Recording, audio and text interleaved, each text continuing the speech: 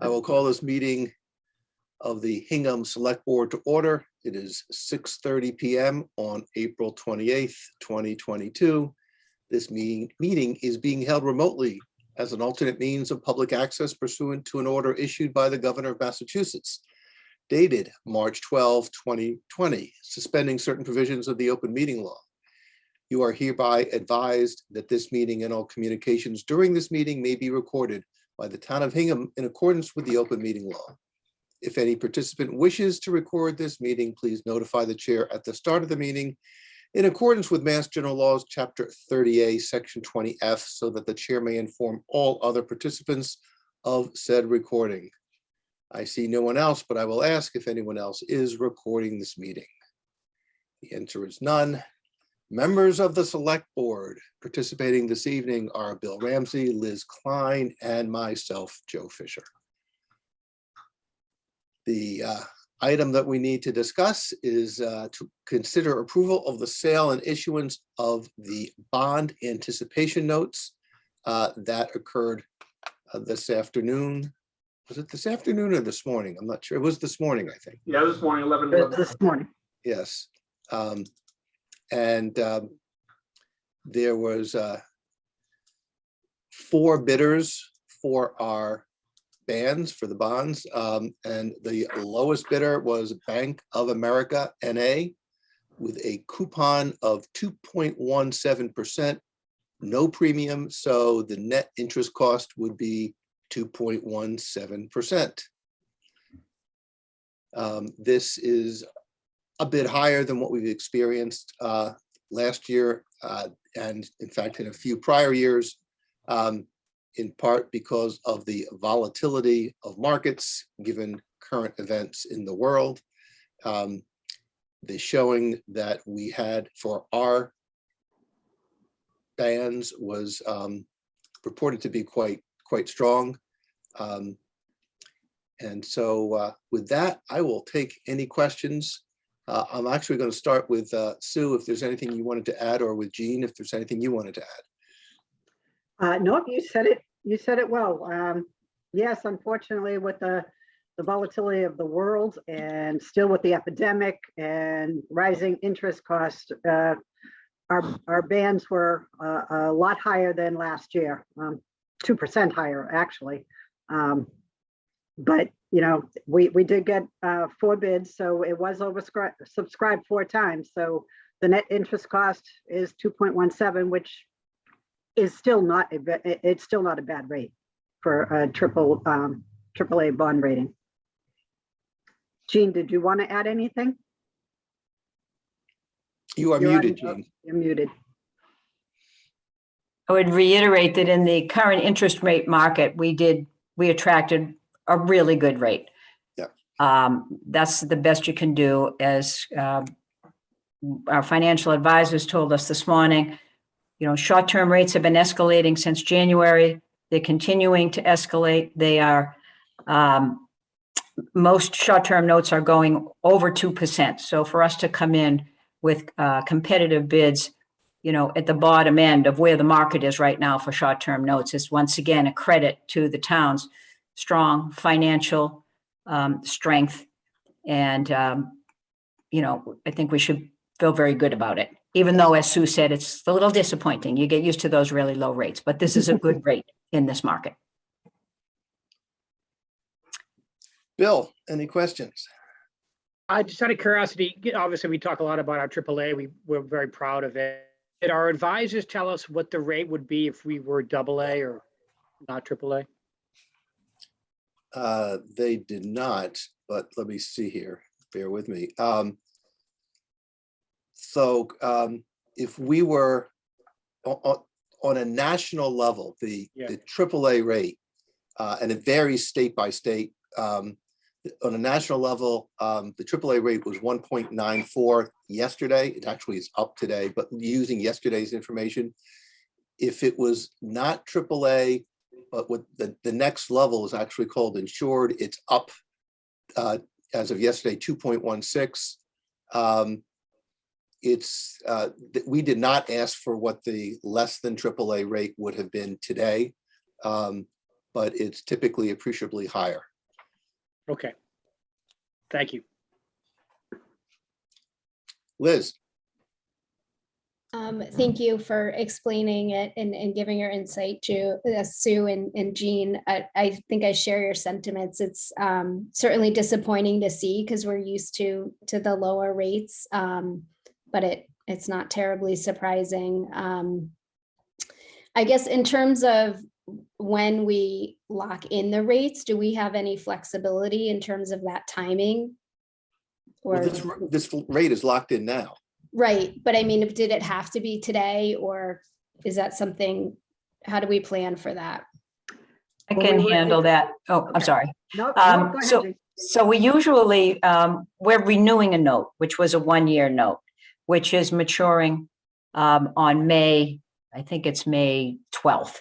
So we timed the issuance of our refinancing or our renewal ban to be close to that or within, we actually have a 90-day threshold that we can work, but we've been working towards having the money in by May 11th, so we can Okay. pay off the maturing ban on May 12th.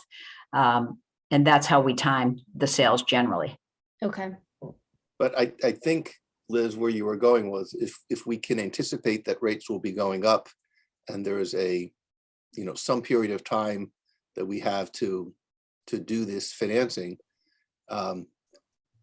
can we, for example, could we have said, let's do it earlier than today? Could we have done it last week, 2 weeks ago? And the next time we do this, are we looking at where rates are headed and then timing it based on interest rate forecasts in addition to the timing of when notes happen to be due? Absolutely. That's the 90-day rule. So Okay. we can go to market 90 days before the renewal date. And but keep in mind that we can't just jump in on the 90 days. It does take us 6 to 8 weeks to prepare. So we didn't have a lot of time from when the rates started to escalate in January to February, because that's when we were starting anyway to do this. So, but, and I think that these, as everybody has said, are unprecedented times. We didn't know there was going to be a war and so forth. But to Joe's point, we do start to look well ahead, so that if we can anticipate a changing interest rate environment, we can go in up to 90 days before the renewal time. Liz, that's a good question. And we have what we call a situation of overlapping debt for those 90 days. So we have that money, we have it in the bank, we've got the bond, and then we pay off the ban when it's due on the due date. So thank you for that question. That's a yeah, good thought. thank you. And Tom? just to jump Okay. in, one more little thing. If the interest rates still keep going up and up and up, once we start thinking about renewing for next year, we will probably have conversations with our financial advisors about maybe rolling it over to long-term instead of doing bans. Yep.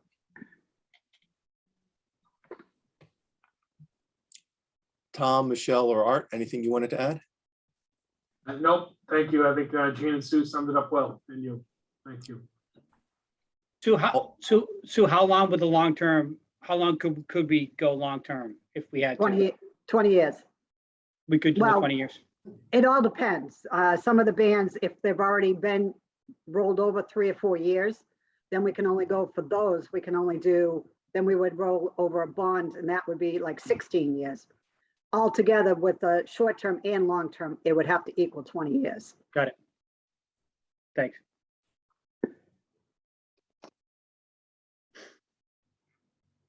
I will ask for comments from members of the public. I see no one here, but we need to do that. Jean, was there something else that you wanted to add? No, we're really here tonight to, explain to everybody how the sale went today and to ask the select board to vote to issue the note to the awarding to the bidder, the successful bidder. Okay, so I'm prepared to take a motion on this. All right. I guess Bill, you're I'll, putting on you want me to read it? I already had my glasses Is on. that, and am I right? Is it 21 million is the number? Okay. Yes, it is. All right. I would make a motion to approve the sale of the 21,392,931 2.17% general obligation bond anticipation notes, the note of the town dated May 11, 2022 and payable May 11, 2023 to Bank of America NA at par and accrued interest. Further voted that in connection with the marketing and sale of the notes, the preparation and distribution of a notice of sale and preliminary official statement dated April 20th, 2022, and a final official statement dated April 28th, 2022, each in such form as may be approved by the town treasurer, be and hereby are ratified, confirmed, approved, and adopted. Further voted that the town treasurer and the select board be and hereby are authorized to execute and deliver a significant events disclosure undertaking and in compliance with SEC Rule 15C2-12 in such form as may be approved by bond counsel to the town, which undertaking shall be incorporated by reference in the notes for the benefit of the holders of the notes from time to time. Further voted that we authorize and direct the town treasurer to establish post-issuance federal tax compliance procedures and continuing disclosure procedures in such forms as the town treasurer and bond counsel deem sufficient, or if such procedures are currently in place, to review and update said procedures in order to monitor and maintain the tax exempt status of the notes and to comply with relevant securities laws. Further voted that any certificates or documents relating to the notes, collectively the documents, may be executed in several counterparts, each of which shall be regarded as an original and all of which shall constitute one and the same document. Delivery of an executed counterpart of a signature page to a document by electronic mail and a PDF file or by other electronic transmission shall be as effective as delivery of a manually executed counterpart signature page to such document, and electronic signatures on any of the documents shall be deemed original signatures for the purposes of the document and all matters relating thereto, having the same legal effect as original signatures.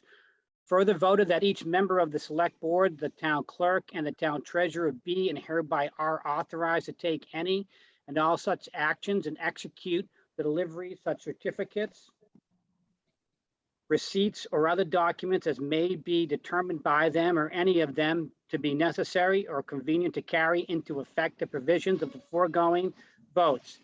I further certify that the votes were taken at a meeting open to the public, that no vote was taken by secret ballot, that a notice stating the place, date, time, and agenda for the meeting, which agenda included the adoption of the above votes, was filed with the town clerk or assistant town clerk, and a copy thereof posted in a manner conspicuously visible to the public at all hours in or on the municipal building that the office of the town clerk is located, or if applicable, in accordance with an alternative method of notice prescribed or approved by the Attorney General as set forth in 940 CMR 29.032B, at least 48 hours, not including Saturdays, Sundays, and legal holidays, prior to the time of the meeting, and remain so posted at the time of the meeting that no deliberations or decision in connection with the sale of the notes were taken